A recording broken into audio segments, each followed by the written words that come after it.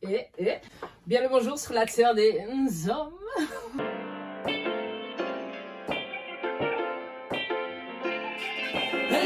Bienvenue dans ce nouvel ère, bienvenue dans mon univers. On te ramène une perspective, l'invisible devient perceptible. Ya ya, d'ici ben les Pimbéa. Mais qu'est-ce qu'elle raconte celle-là? Kira, frère, tu fais quoi? Kira fait quoi? Kira fait quoi? Kira fait quoi? Kira fait quoi? Kira fait quoi? Kira fait quoi? Kira fait quoi? Kira fait quoi? Kira fait quoi? Comment ça, Kira fait quoi? T'as qu'à t'abonner à ma chaîne Kira fait quoi TV. Tu allumes même la cloche, comme ça tu seras à temps. Après t'as Twitter, Instagram. Kirafiki. K-I-R-A-F-I-K-Y. Ouais, ça va. Alors bonjour, bonsoir. Aujourd'hui on se retrouve pour une nouvelle vidéo. And I'm so excited parce que c'est le dernier épisode de la phase numéro 1 de ma déconstruction religieuse. Donc c'est la première phase, c'est-à-dire qu'il y aura d'autres phases. Dans cette première phase, en fait, je voulais juste vous parler des ruptures que j'avais eues avec la religion chrétienne, le christianisme. Et dans ce dernier épisode, on va répondre à certaines questions qui vont marquer la fin de cette première saison. I'm so happy, like. Donc, épisode numéro 5, let's go.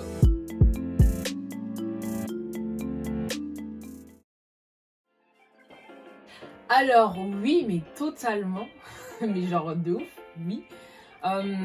Oui, bah de toute façon, à la fin de toutes mes vidéos, je dis que Dieu bénisse l'Afrique et que Dieu bénisse les Noirs. Donc ça veut dire que quand même, je crois toujours en l'existence du Tout-Puissant et voilà. Donc oui, j'y crois toujours. Ça c'est tellement une bonne question. Ça c'est une bonne question. Ça c'est les bonnes questions. Oui, drastiquement. Drastiquement. L'image que j'ai de Dieu, elle a totalement évolué. Elle a fortement évolué au travers de cette déconstruction religieuse. Et en fait, parce que je me suis rendu compte que la religion donne beaucoup d'images qui sont pas forcément les bonnes ou elles sont extrêmement limitées. Donc c'est en fait, c'est comme si on mettait Dieu dans une boîte. Et la vision qu'on a de Dieu, bah, c'est ça Dieu, tu vois ce que je veux dire. Et c'est pour ça qu'il y a beaucoup de... Enfin, à chaque fois que tu vas dire quelque chose... que je vais faire un tweet sur Twitter où je dis qu'un Dieu il est comme ça, ben les gens ils vont dire non, Dieu il est comme ci, il est comme ça. Mais si ton Dieu n'est pas comme ce que je suis en train de décrire, like, chill, like it's okay, tu vois ce que je veux dire. Donc voilà, je me suis rendu compte que chacun fait de sa conception de Dieu le Dieu ultime, genre l'être suprême, le divin, et genre les autres ils ont tort, c'est la vision que moi j'ai de Dieu qui est bonne et tout. Comme vous avez vu dans le premier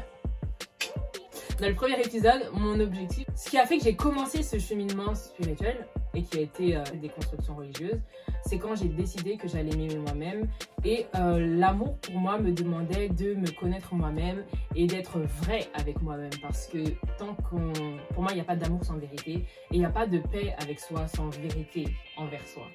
Donc les vérités, c'était même pas forcément par rapport à ouais, c'est passé si, il y a 2000 ans ou non, c'était vraiment juste par rapport à moi, être vrai par rapport à ce que je ressens, être vrai par rapport à ce que je désire, être vrai par rapport à ce que je veux, être vrai par rapport à la manière dont je me positionne sur certaines choses. C'est vraiment juste le fait d'être vrai et d'accepter qu'au moment T, bah, c'est comme ça que les choses sont. Autre chose par rapport à ça, c'est que je me suis rendu compte que je ne pouvais pas prétendre connaître Dieu si moi-même je ne me connaissais pas. Je ne pouvais pas prétendre aimer Dieu si moi j'étais incapable de m'aimer. Donc c'est-à-dire que pendant un moment, j'ai dû...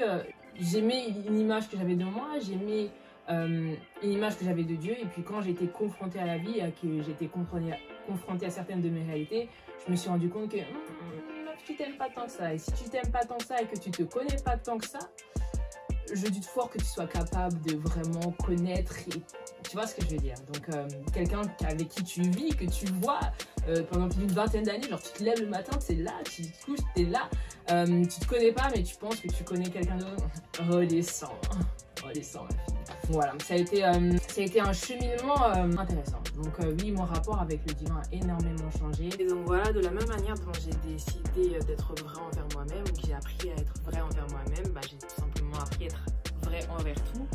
Et je pense que le fait d'être ouvert à ma vérité, entre guillemets, dans le sens où ce que je ressens vraiment, accepter que la vérité c'est que je me sens comme ça, que je désire ceci ou que je veux ceci, bah, ça m'a rendu beaucoup plus, on va dire, plus ouverte à la vérité des choses qui m'entourent, d'où le fait d'avoir accepté la vérité de l'histoire du christianisme en Afrique subsaharienne, parce que c'est des vérités qui peuvent être difficiles à accepter parce que tu es attaché à ces religions-là et que tu veux aussi protéger l'image parce que ouais, si c'est vrai, bah, ça veut dire que, voilà, donc c'était beaucoup plus simple d'accepter ces vérités-là, c'était beaucoup plus simple d'accepter la vérité que oui, bah, la Bible, elle a son histoire aussi. Dans ce cheminement, le fait d'avoir été vrai et le fait de, voilà, de lâcher prise sur ces choses-là, sur l'image que j'avais du christianisme, sur l'image que j'avais de la Bible, je limite pas Dieu à une religion ou à un livre ou à ce que certains vont comprendre. Donc oui, oui, l'image que j'ai de Dieu a énormément évolué et je ne limite pas Dieu à ce que je sais, à ce que je crois savoir, à ce que je crois connaître. Et je m'ouvre à d'autres possibilités parce que la vie est tellement large.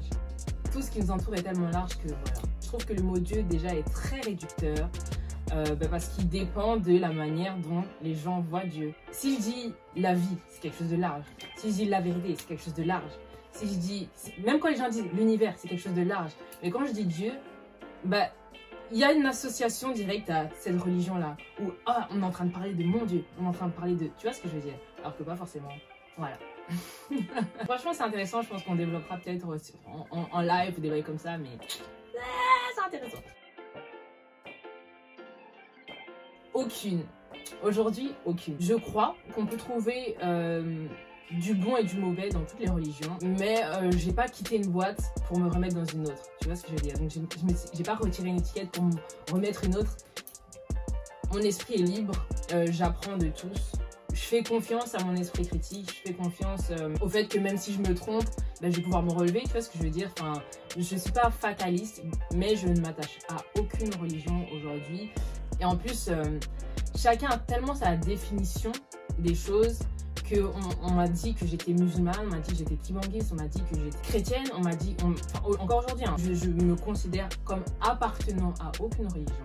Mais j'apprends de tout le monde, hein. Je peux apprendre de toutes les religions, on fait preuve de discernement, on prend du recul et on voit ce qui me permet d'évoluer, qu'est-ce qui est bon pour moi, et voilà.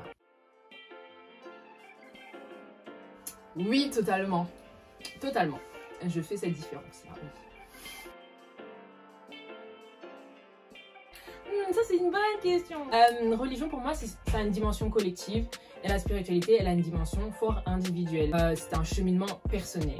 La religion ne prend pas forcément en compte l'individu. C'est-à-dire que pour moi, pour être vu comme un bon religieux, selon la religion des gens, bah, t'as pas besoin d'apprendre à te connaître. Chaque religion a ses règles en fonction de l'image qu'ils se font de Dieu, de la conception qu'ils ont de Dieu.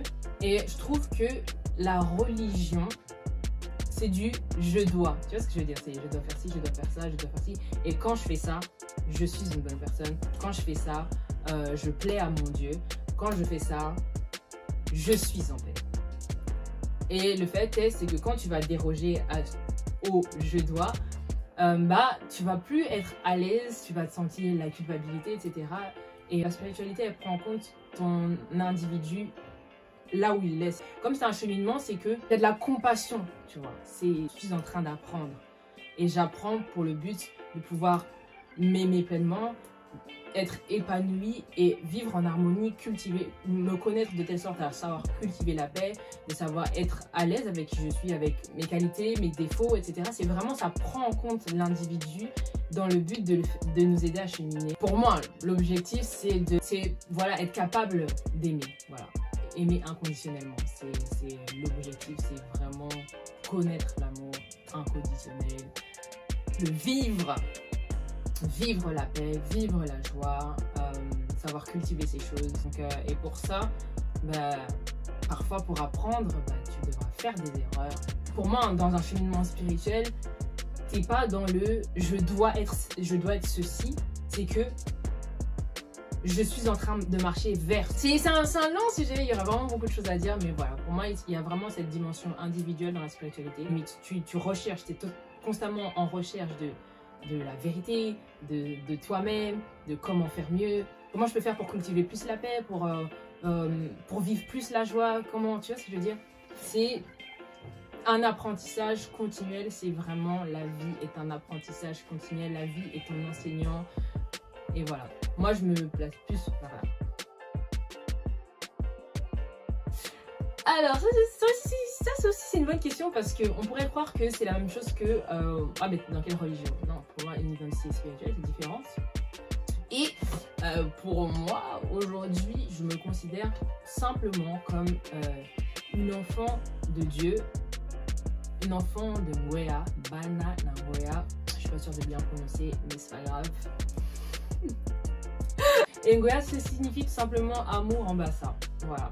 Donc quand je dis ça dans mes sons, dans les petits freestyles que je fais, c'est à ça que je fais référence. Je suis enfant de l'amour, apprenant de la vie, apprenant des autres, apprenant à rester ouvert à la vérité, à me remettre en question, à combattre, résister, comprendre pour mieux maîtriser mon orgueil.